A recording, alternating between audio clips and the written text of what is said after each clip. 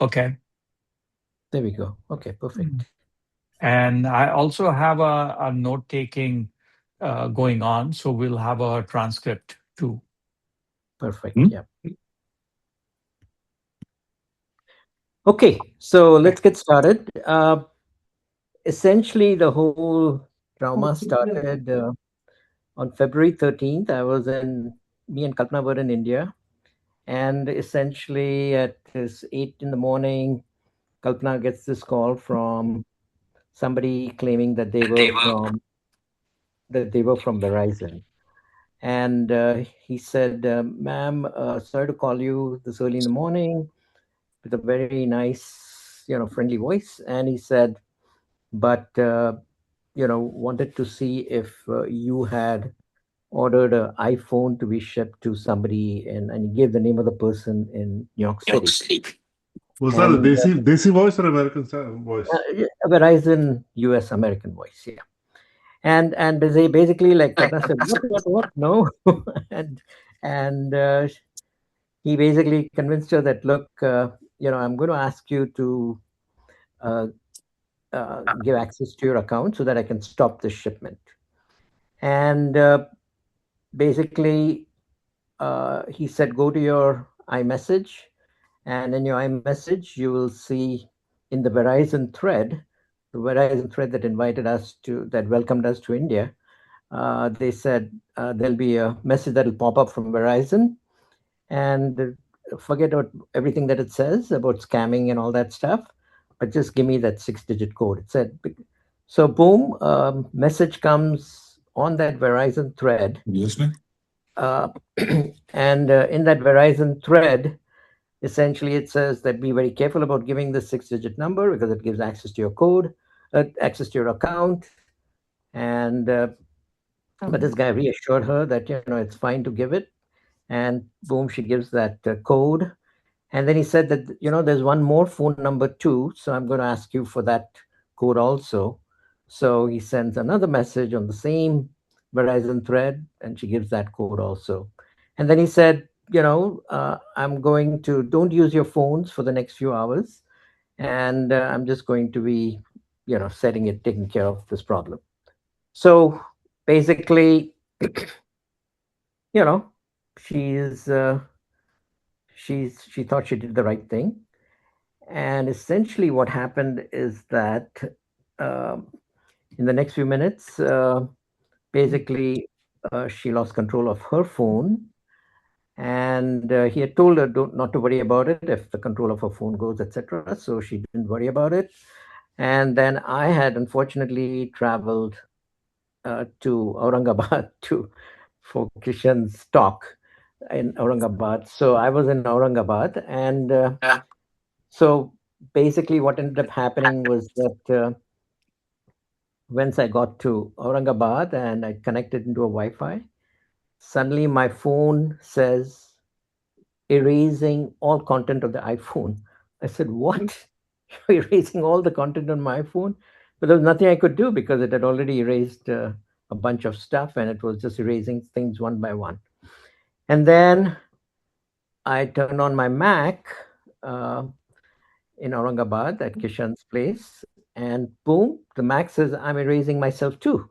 So it's also erasing everything. So my Mac also got erased, my iPhone also got erased.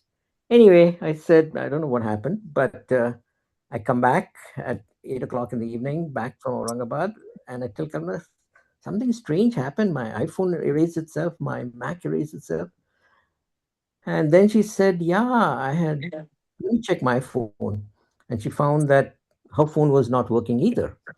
And so basically, we said what happened, and then I went to my India phone, which has a different SIM and a geo number, and all of a sudden, and that says, you know, uh, uh, basically money is being transferred out of my Wells Fargo account.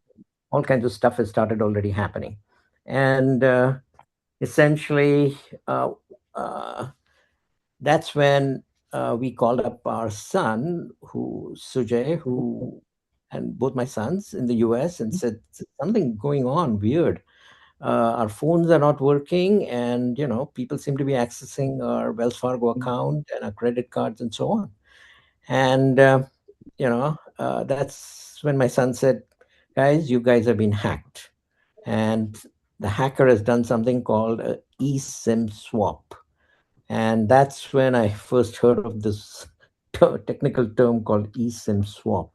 And what it meant is that once they got that six-digit authorization code for Kalpana's number and for my number, they could then go to a Verizon store or Verizon employee and say, "Hey, I've got new phones. Can you switch it to our phones here?" And to our phones, our new phones. And the Verizon operator says, Verizon store person or operator says, "Give me the six-digit code," and give the six-digit code, and boom, it's they have taken care of it. Generally, basically, if you go to a Verizon store and say, "Hey, I'm buying a new phone, give me this thing," they'll say, "Okay, give me your driver's license and ID and all that." So apparently, there was no such checking when they did the eSIM swap.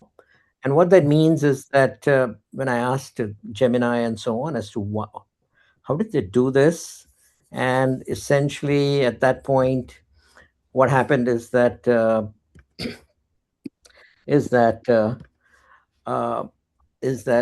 Gemini said that most likely the Verizon store employee was also compromised, Yeah, and that's what. that's why they did it without total identity verification to do the swim swap. Anyway, the Mm. sim swap happened in probably less than 10 minutes after she got the number. It was all pre-planned, pre-set up.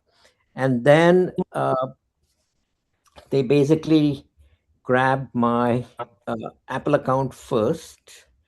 And once they grabbed my Apple account, the way they did it is they used this functionality that Apple has got called Find My Phone.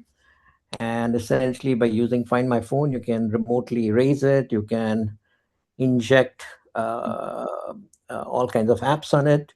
You can inject all kinds of stuff that starts spying on that particular phone. And you can also go deep into the iOS system and actually change the trusted devices and everything. So that's what these guys did. They obviously knew what the hell was going on and what they wanted to get done. So they took full control of my Apple account. And then once they got the Apple account, essentially they did not need to really monitor much on my iPhone, because essentially they had access to my iCloud account. Because once you have your iCloud account, and I've had this for 50 years, never been hacked in 50 years. So I figured, cloud is safe, massive company like Google and Apple. So, I was very comfortable with Google saving my passwords and Apple saving my passwords, passkeys, and everything in the iCloud key, which is a file that they save everything. But once somebody has control of your Apple account, they can basically go into iCloud. They can go into this iCloud key, download it, and all of a sudden they've got full knowledge of all your applications, logins, passwords, even passkeys and everything else. So they've got full knowledge of all of that stuff. So essentially, over the you know, next few weeks, it was like firefighting mode for me. Like uh, calling in to basically the credit bureaus to freeze my accounts and put a fraud message out there that this particular phone number is, and this particular identity, which is my birth date, my social security number, my home address, everything is out in the dark web. And don't give anybody any credit on this. But in those 3 days, they had already gone ahead and opened like a dozen credit cards. They'd opened at least about three or four financial services accounts like Bread Financial and a few others, and were using that to start buying stuff for our Jaswa. so, so basically, they were giving my home address and my home everything, but they were essentially getting buying Nikon cameras for $2,000 and computer gaming computers for 3,000 and buying Nintendo and all kinds of stuff and buying a truck in Michigan, Ohio for $8,000 and all kinds of What credit card all kinds of crazy stuff was happening, right? So I was in firefighting mode, basically shutting off these credit cards, calling even bought cryptocurrency from my Venmo account and things like that. So I was just in firefighting mode, trying to get them to stop, you know, to treat it as fraud, all of these transactions, and stop the payments. And lots of crazy stuff happened, which is kind of funny in retrospect. For example, like I have an Ali account and I call up Ali and they AliExpress and they say they are in Singapore. I said okay. So through the chat, I managed to convince them that I'm the real guy and that they should stop this shipment. So they gave me a customer ID number, but they continued to ship over the next 3 days. Basically, uh, stuff worth thousands of dollars to addresses in Florida, addresses in New York, and they would say, "Now you're going to get it tomorrow," then and then they'll say, "Hey, we delivered it. I hope you're enjoying it. And why don't you buy this $7,000 motorbike and this and that?" So, but so it's obviously it all got stopped, and they didn't. i- In a nutshell, I didn't lose a penny, uh, and according to the cops, I was very lucky that I did not lose a penny because what happened is that. Uh, Within 24 hours, I had contacted pretty much all the bank accounts, banks, shut off the brokerage accounts, shut off the bank accounts, told them to freeze it about the fraud and the credit card guys and everybody else. And so time was of the essence. And the one reason I could do that is because I had a second India phone with a geo number with all the email addresses and others. So even though they were cutting off control on my iPhone and Verizon access, uh, they basically did not realize or did not know, but I was watching them in real time with all these messages coming from Wells Fargo and all the credit card companies and everything else, right? So basically, they were they were doing damage, and I was immediately uh, responding to them. The net of it is that as I shut off everything, I realized I didn't have a single dollar in my name anymore. It was really interesting. I had did not have a single dollar in my name anywhere. Luckily, I had some rupees in my HDFC account, so I could live off that in India. But I said, when I go back to the US, how am I going to get an Uber to get back home? Because I don't have a credit card, I don't have a dollar in my pocket, right? So Rahul was coming to India, so I told him, give me $1,000 in cash, so I got something before when I get back to India, US, and then get my things started. So the net of it is that uh, losing your digital identity through identity swap is is can be it happens in a fraction of a second, when you or your spouse is not alert, or just gets scammed basically. And in a fraction of a second, once that happens, we are so interconnected in all our digital devices that between I mean I was so happy that I had something called Find My Phone, hooked up, and Find My Phone is what killed me ultimately. I was so happy that I had saved all my passwords and everything, and iCloud key and Google password file, and then I find out that if somebody grabs your Google Gmail account, somebody grabs your uh, Apple account and your Yahoo account, essentially, there's nothing that Google does or Apple does to protect these iCloud key files or Google password file. So I mean, I'd never looked at those files before in my life. So I said, okay, let me go to manage my account and security and start looking at it. And here is 20 years worth of passwords sitting in my Google password file. I'm sure the same thing is inside my iCloud file, which I could not open because I lost full control of that guy.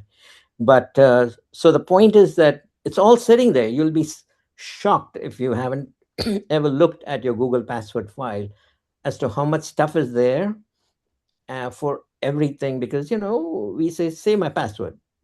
We just say press the button. It's so easy to press that button, and you say, okay, now I never have to remember that password. Google take care of it. And yes, Google takes care of it, except that takes care of it for the hacker also, right? So basically, um, that is in a nutshell what happened. And I have shared a document that explains exactly how once they do an eSIM swap, they actually can go ahead and grab your contacts, your iCloud through iCloud control, etc. And they also did inject viruses into my iPhone and my this thing. And the crazy thing is that no virus protector is allowed to clean out your iPhone. Android, you can get a virus protector. Aura and all of these guys will clean out your Android phone. But Apple, in order to protect themselves, protect Apple users, does not allow that, but they allow anybody to hack and take away an Apple account. And the crazy thing is that I've been working with Apple support and Apple stores. I've been there about a dozen times and tried to convince them that they need to give me back control of my Apple account because I'm the real Raj Jaswa. And I've been their customer for 20 years, and I've got Apple TV and Apple Ultra Watch, and my whole world is Apple, right? And they said, if you've lost your password, if you've lost your trusted key, um, then essentially we cannot disable it. Whoever owns this owns it for life. So my iCloud, my 300 gigabytes of photos, videos, my files, my contacts, my everything will always be with the hacker. Now, this came as a lightning bolt to me that, I mean, everybody else worked with me. The banks worked with me, the brokerage accounts, the credit card companies. But Apple essentially treats privacy so seriously that they do not let that once you lose your account to a hacker, they have it forever. And Could they at least so disable that account? all I could do was take my iPhone uh, and wipe it clean. So yesterday I wiped my Apple Life clean. So I've got and created a new Apple account and starting with Apple all over again. So the point is that uh, uh, these are things that we are obviously not aware of, and this is something that you know I realize that physical life is important, but our digital life, yes, is so intricately involved with our physical life that protecting our physical life is as important. So I've obviously been giving a lot of thought to everything that I do in order to secure it and so on. So, and it has to be done in a very systematic way because you can't leave a single door open. Because if you leave a single door open in our interconnected digital world, they can pretty much get everywhere. So, every everything that you do, you have to do it with awareness. So, the first thing is, okay, how do you protect your Apple account and your Google account? Because these are the two most important accounts that pretty much are the gateway to everything about your digital life, right? And of course, your phone also. So your phone numbers also. So the first thing is, So you'll my find phone that number and my email uh, has been on his contact list. what is this? Sorry. That's Pradeep. Okay. Okay. So the first thing to do is you have to use a physical lock. This is called a physical lock. Okay. So just like whoever has the chabi ki jodi in India to the tijori owns controls the tijori, right?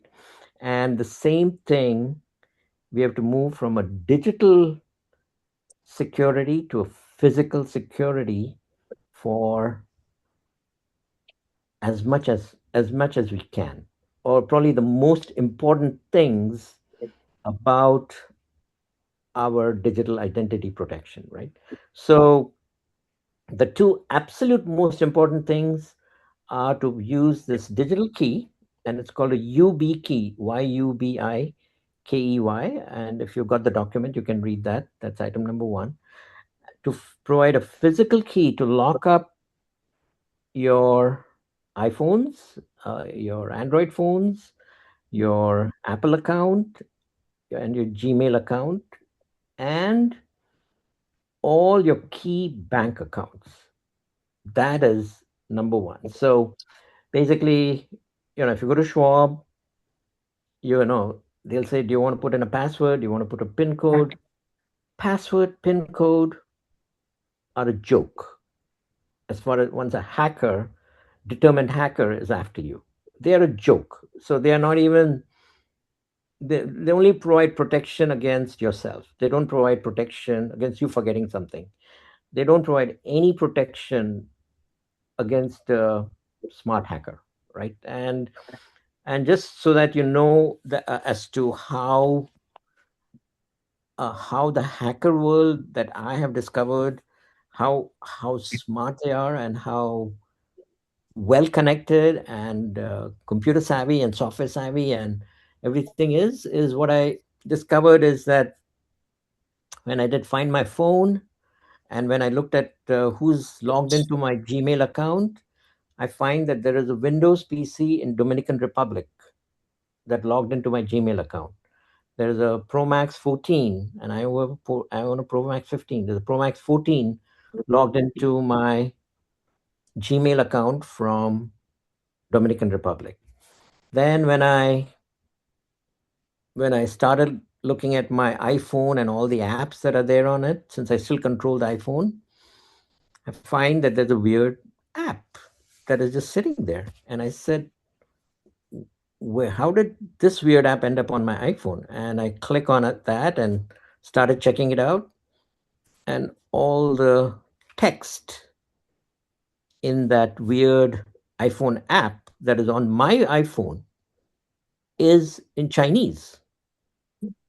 So look at this Dominican Republic, from where they're doing. And I talked to the cops today, and they said Dominican Republic does not have a criminal connection, criminal law bilateral agreement with the US. I said, China does not have a bilateral criminal law agreement with US. So basically, these hackers essentially end up sitting in countries where the arm of US law cannot get to them. So, and you can see that they're all connected, right? So, and then if you look at the theft that was going on, and it all happened in like 2 3 days of theft, and they pulled out $50,000. If they could pull out $50,000 in less than 2 days, I know I'm not the only guy who's being hacked. Uh, Basically, when I talked to Wells Fargo, they said, "Sir, every day we have 100,000 attempts to hack into Wells Fargo accounts." This is just Wells Fargo. Think of all the other bank accounts in the world, right? So this hacking business is so profitable, and that essentially it's a global network of very, very smart people that are there essentially looking to grab your digital assets, right? Um, they also said that, look, it won't just be digital assets at some point, it'll also be physical assets. So, they will essentially redirect your mail from your home to some other address. They will, they do all kinds of stuff, right? So, in fact, they've even got, they, not for me, but for others, they've even taken control of their cars. They've even taken control of their homes, because everything is connected into our digital assets one way or the other. So anyway, don't want to scare Uh, everybody too much, but I personally think that there is a step by step way. Once you understand, I think understanding is the first key as to you know what are the weaknesses to break into our accounts, right? Break into our digital life. So the first thing to do is to, if you look at the document, you'll see that what the step-by-step procedure is to secure your digital life, right? So the first one is to use a physical key, not a digital key, to lock your key devices and your key bank accounts. This thing costs about $65, and I took one with a lightning connector and with a regular USB connector, and you can buy these for about $65 each. The idea is to buy two of them, and then essentially, when you go and you when you um, uh, go to your account and say manage my account, you can go to sign in and security. And when you go to sign in and security, the most important thing is recovery. Recovery is how essentially the hackers take control of your account. So, your they basically use, in recovery, I had put my phone number, 408-402-2174, as the recovery phone. I said, hey, it's my phone, and if I ever forget it, I want to be able to recover it. So I put that phone number there, and the first thing the hacker did was he used the eSIM swap in order to recover the Gmail account to his name. And then what he did was, he changed the password, and then he went ahead and changed the recovery phone number. So I was cut out of my Gmail account.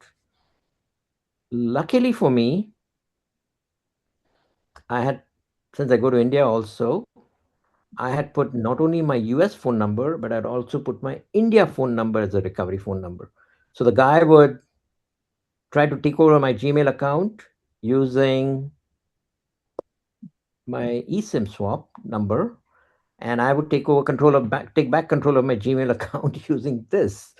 And finally, like, as soon as I took control of that, I got rid of my, no. And then what happened is that we had contacted Verizon, and Verizon said it'll take 5 days and we'll follow up and everything. And luckily for me, and I don't think everybody's going to be this lucky, is that my son Sujay, this was a Saturday, beginning of a long weekend, and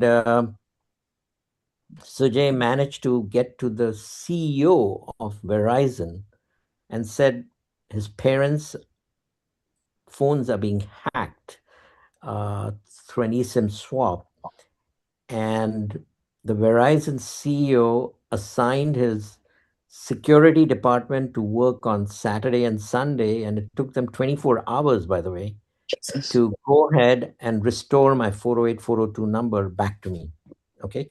So that was probably a shock to the hackers because essentially they did not think I could get back control of my 408 402 number. So they were a little bit careless after grabbing my Gmail account to not wipe out, you know, the recovery process.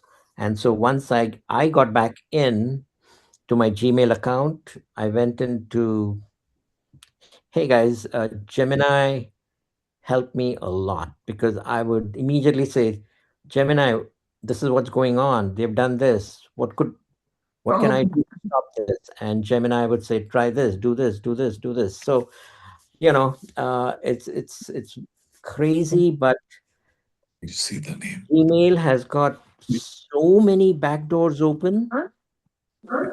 Gmail has got so many backdoors open. Go to the settings. If you go to the settings, you'll see that Gmail has got all of these things about forwarding and this forwarding and that forwarding and and uh, and then Gemini would tell me shut this off, turn this off, turn this off, turn this off. And so basically, I secured my Gmail account, uh, and I also went ahead and changed the recovery so that uh, because now I'd recovered my 402 number, my Verizon number, and I'd So, also recovered my I also had my access to my India number. yeah. So I So was Rajan, I'm sorry to interrupt you, but there are a whole sure. bunch of questions.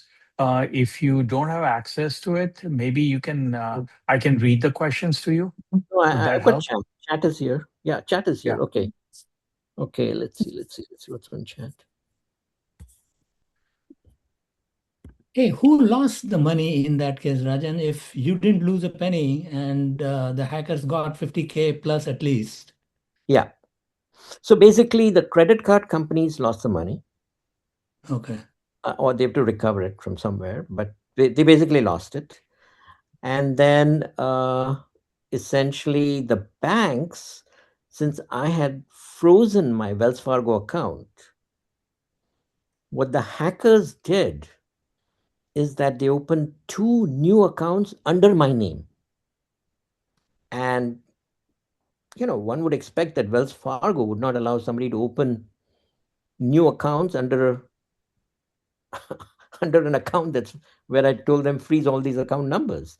And but they did open because these hacking networks are working with, compromised bank employees, compromised Verizon store employees. I mean, there's too much money at stake in this hacking business that people do get compromised, and that's life. So the point is that they opened two new accounts in Wells Fargo under my name, and then they would transfer money from my accounts that I'd frozen into my own accounts, but two new accounts that they had created where there was no freeze.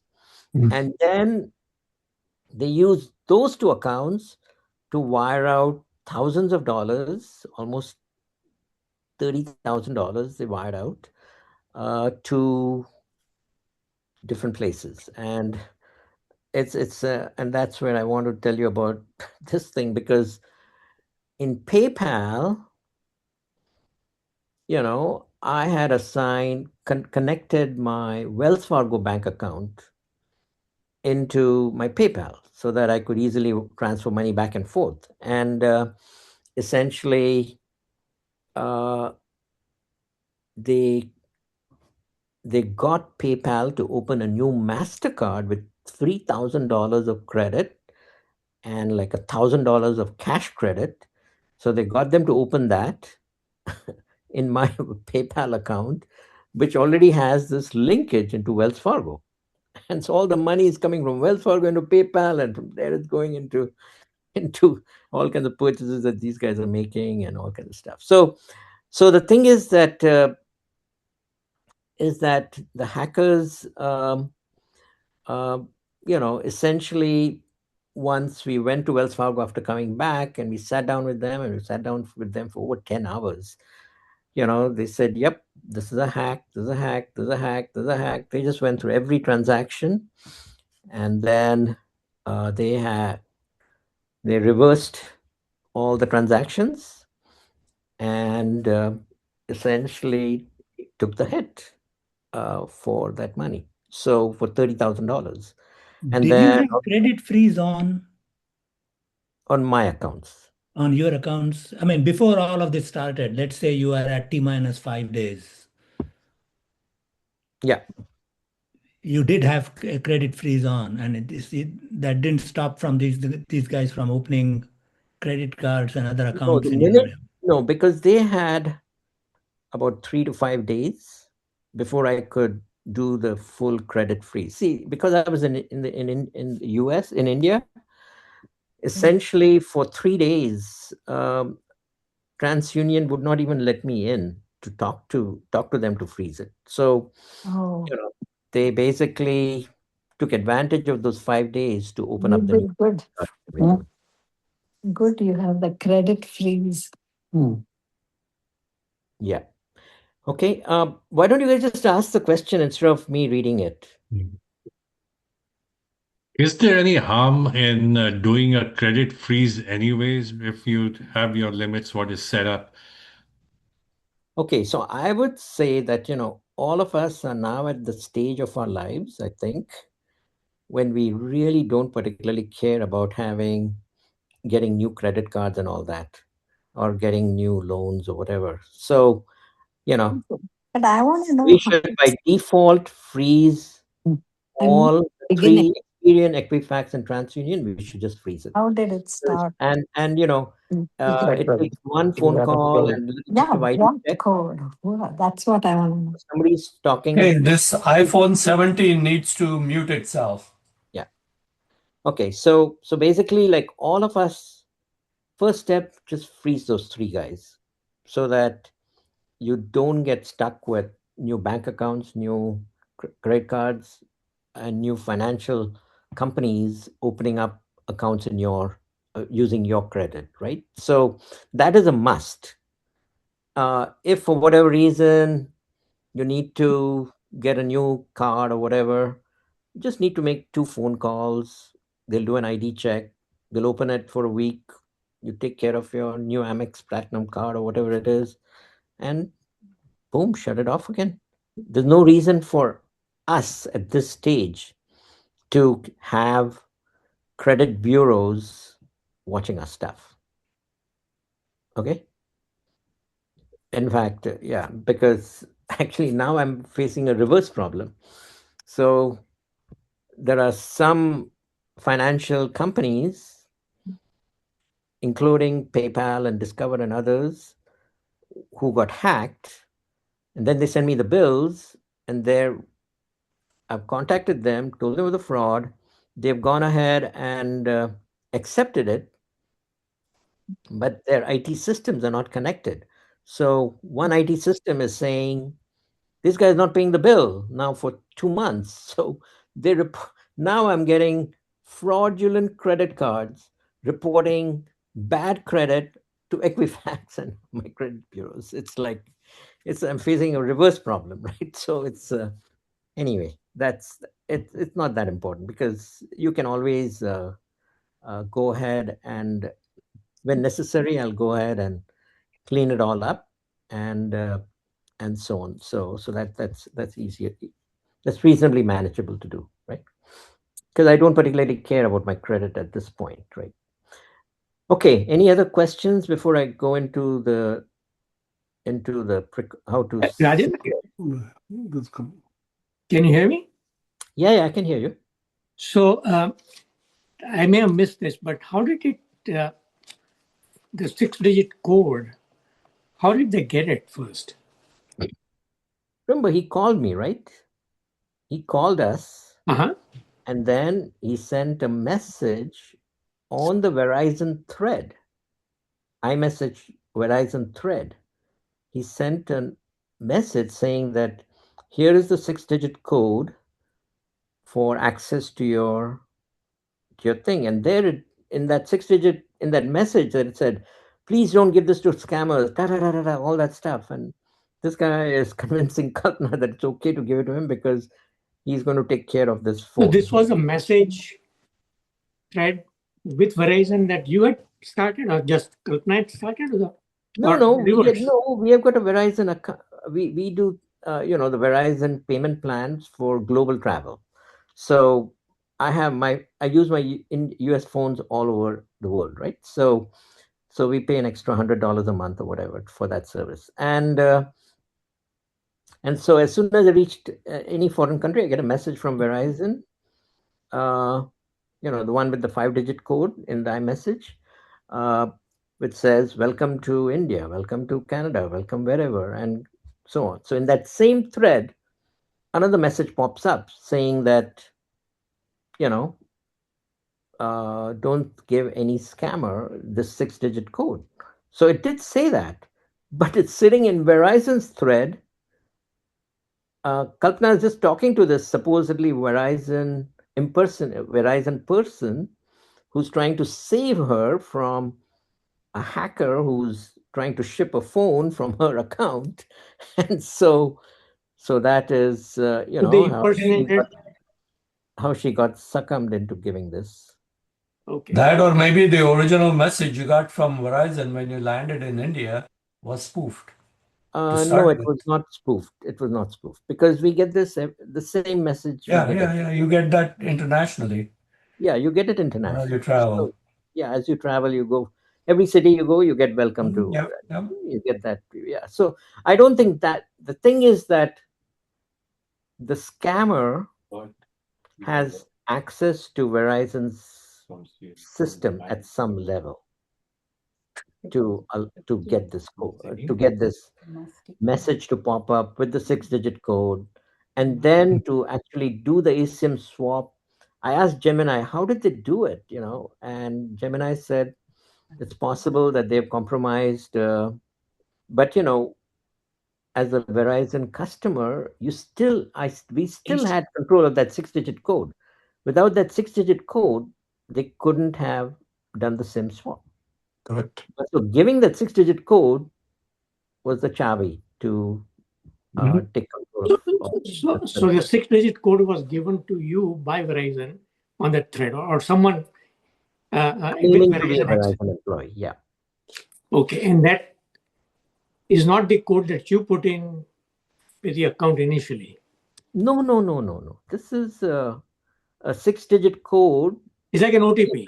Like, for example, we went to Verizon and got a new phone, and we said, okay, we want to change our numbers to these new phones, right? So basically, the store salesman said, show us your California driver's license. Looked at my face, looked at everything, and then he said, okay, I'm going to ask Verizon to send you a 6-digit code on your phone number. So I gave him he said, give me that phone number when you get it. And then he went into the back store and essentially connected the IMEI number of the new phone that I was purchasing at that Verizon store to my old phone number, right? So my old phone number stopped working on this device and has moved to this device. So that's called an eSIM swap. We swapped it from the IMEI thing, right? This is not from one number to another number. No, I mean that is a legit thing if you want to actually. Yeah, it happens. Yeah, but the store, obviously, Verizon's IT system would have checked the store employee's ID and then the 6-digit code, the fact that call was coming in from a Verizon store. I'm sure they've got their own internal checks for this stuff. So this thing happened when you were trying to buy a different phone in India? No, we were not trying to buy anything. Oh, You missed the What beginning. happened? We were in no, India. sorry, I missed We I missed the phone. beginning. Yeah, you missed the beginning.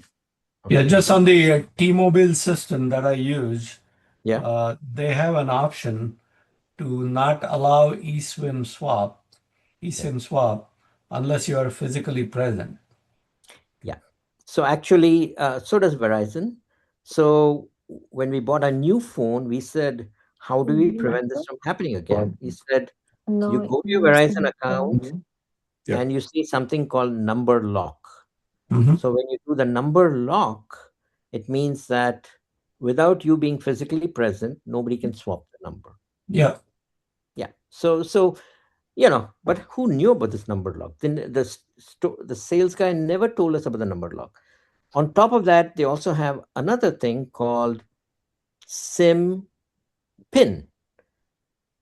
Basically, you yourself can assign a pin to your SIM, eSIM.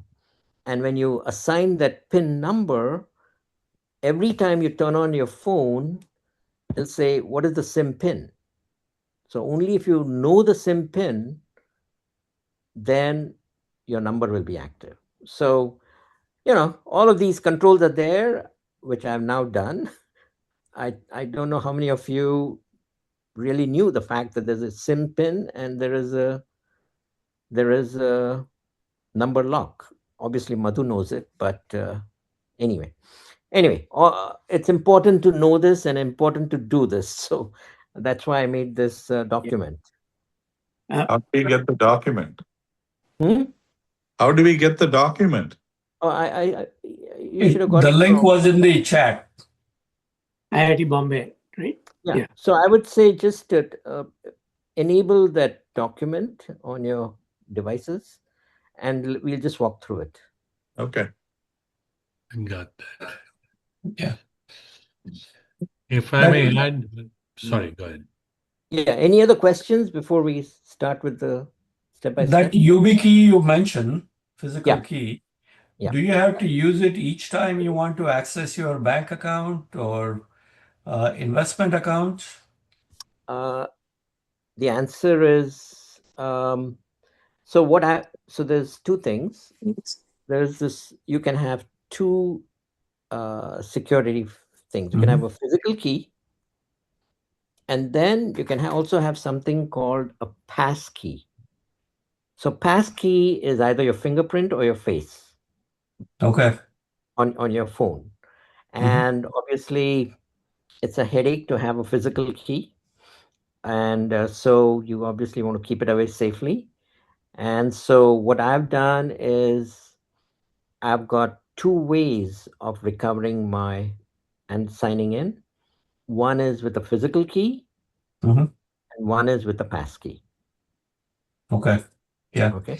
And another quick question. These hackers, certainly they got to your bank account and credit cards. Were they also able to get to your investment account at places like Fidelity, Schwab, and brokerage Yeah. accounts? So basically, the minute I found out about this, which was like about 20 hours after they did it, because I had a second phone where I started seeing garbage and where I started seeing all these crazy transactions happening.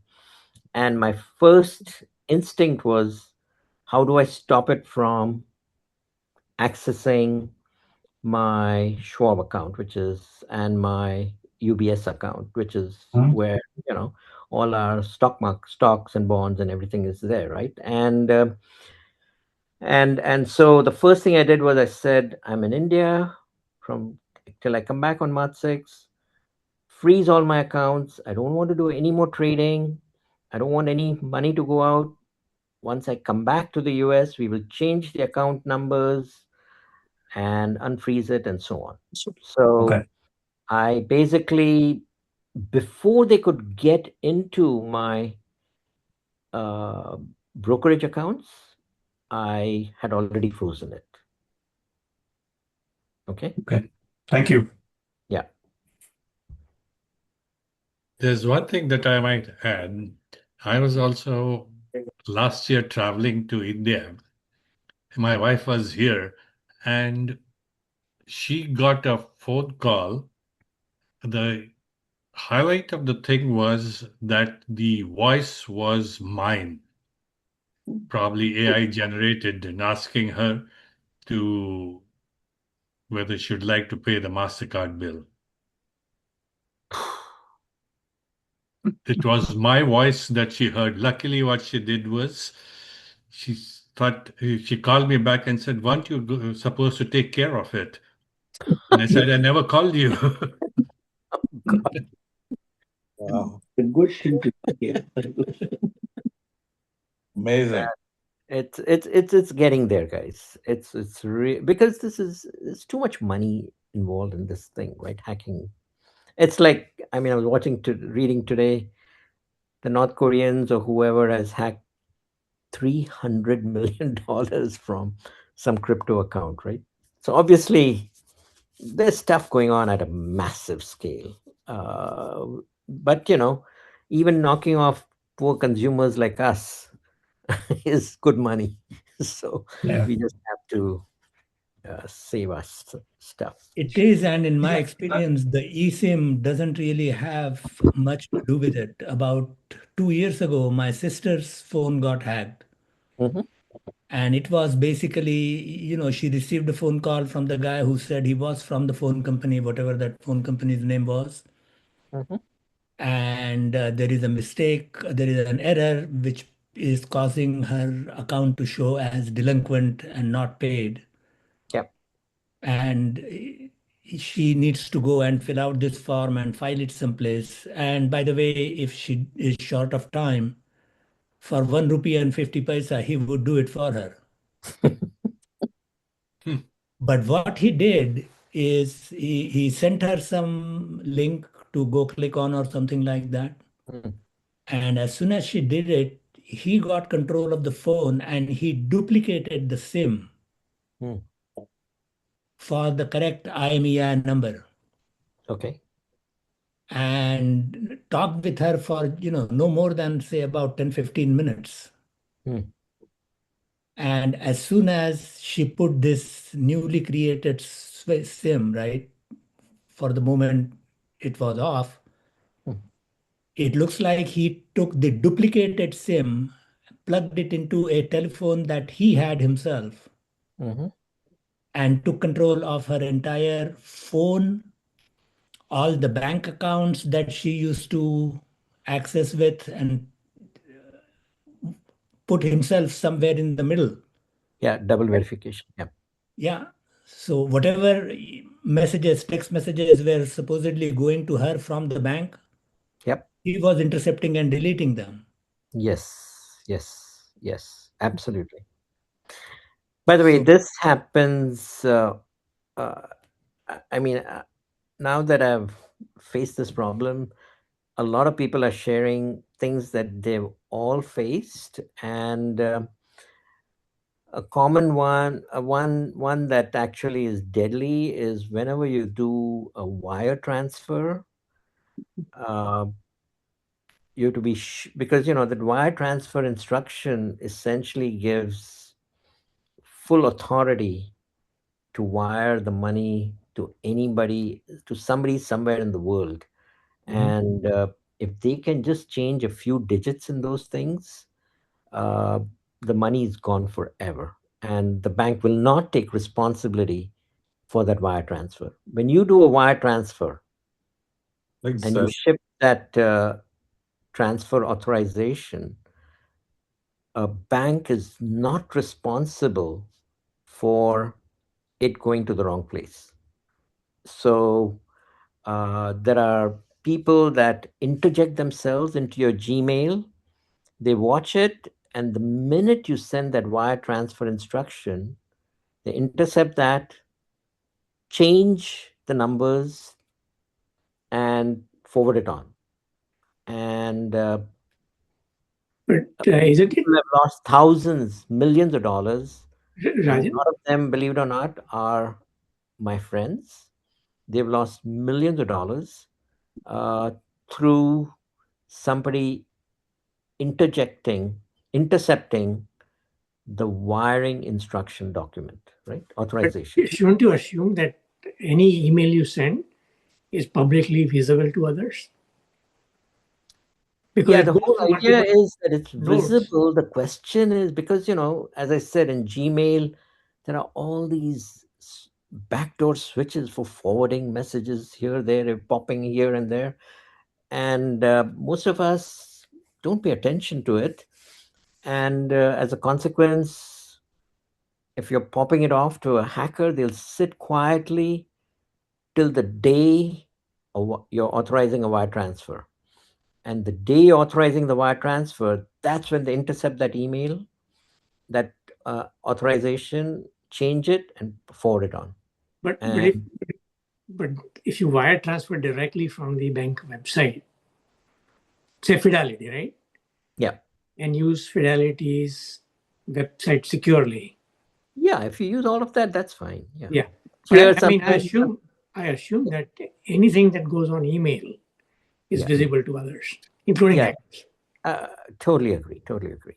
But, people have done it and people have lost thousands of money, in fact, millions of dollars.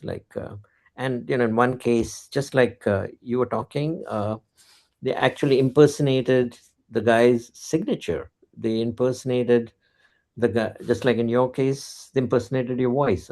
In their case, they just, since they had access to, hacker had access to the email account, he basically cut and paste the signature, digital signature from one document and put it on the authorization document.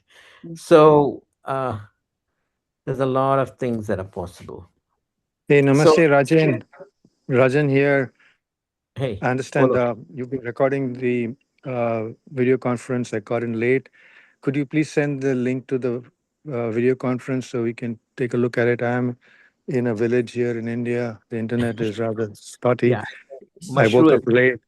no problem. So Mushroom is got the recording and he's Okay. also transcribing it. So you'll have Okay. both.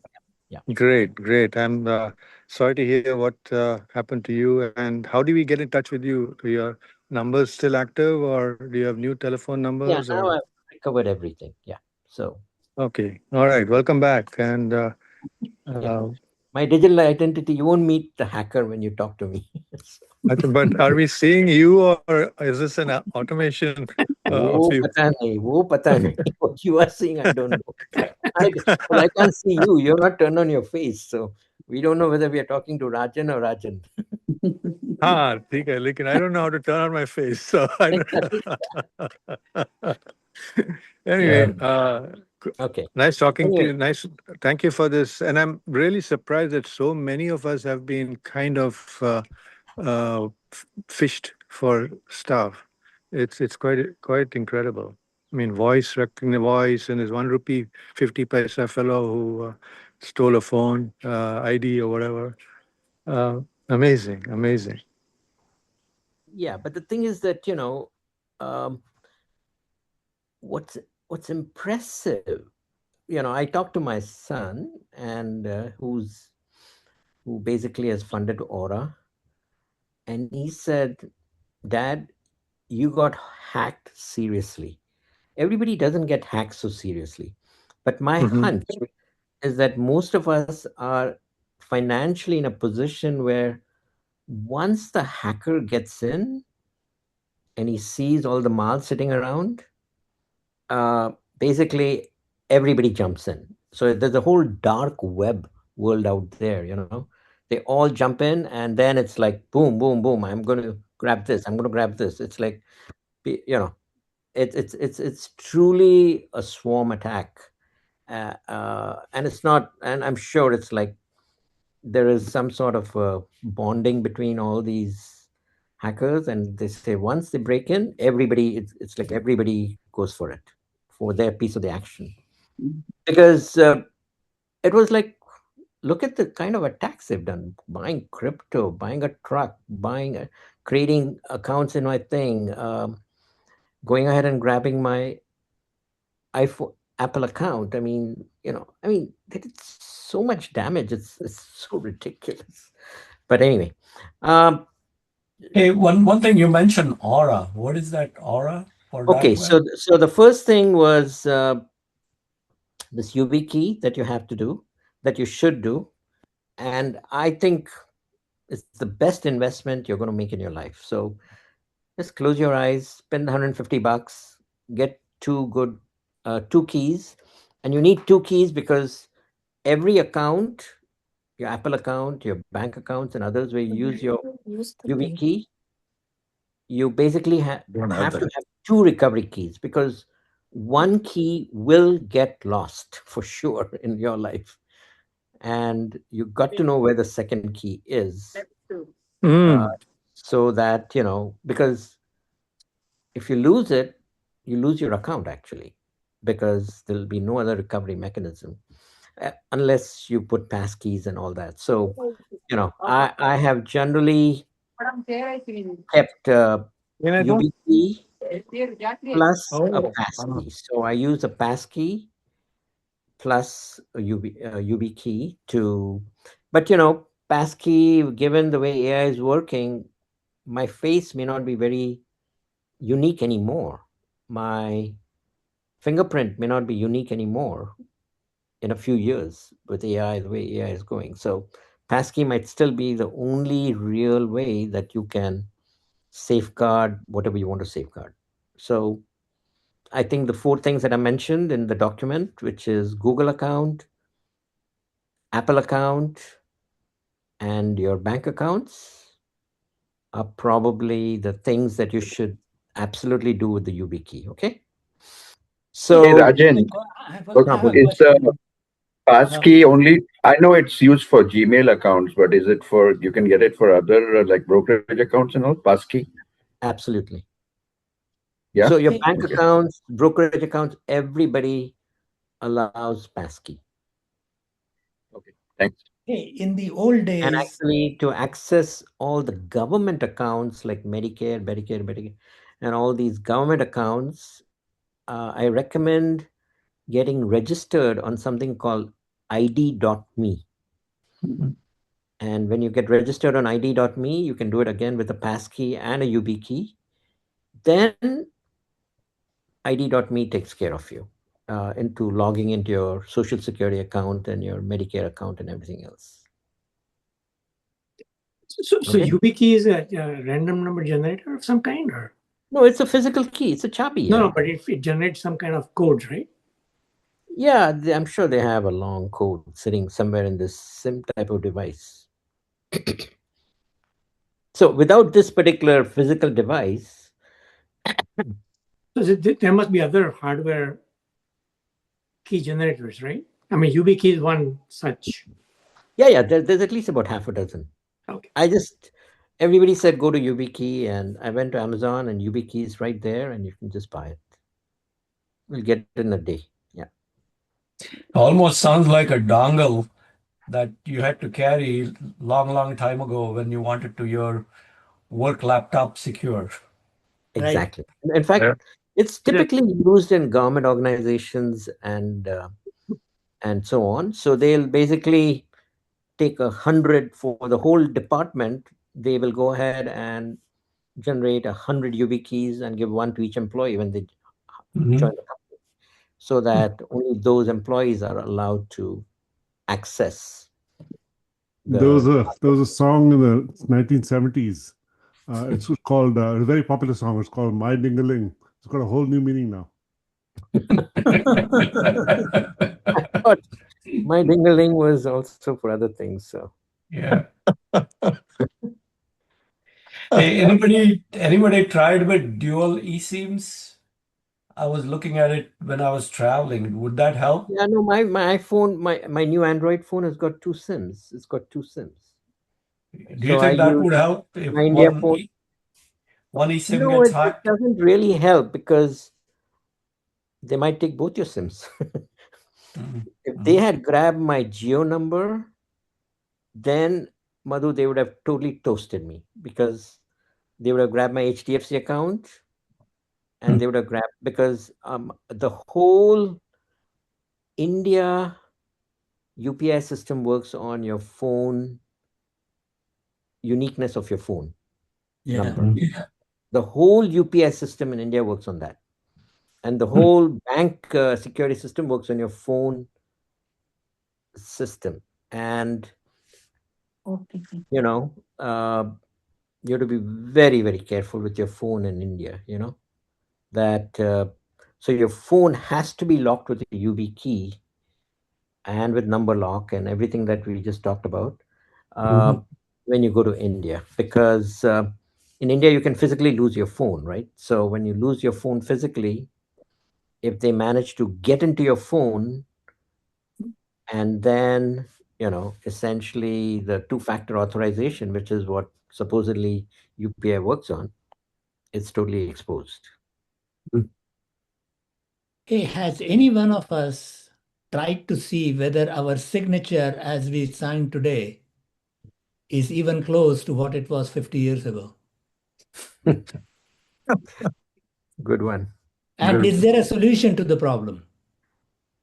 Well, I'll tell you one thing. It was my parents when they got to the 90s. Basically, their signatures just did not match. And India is so damn picky about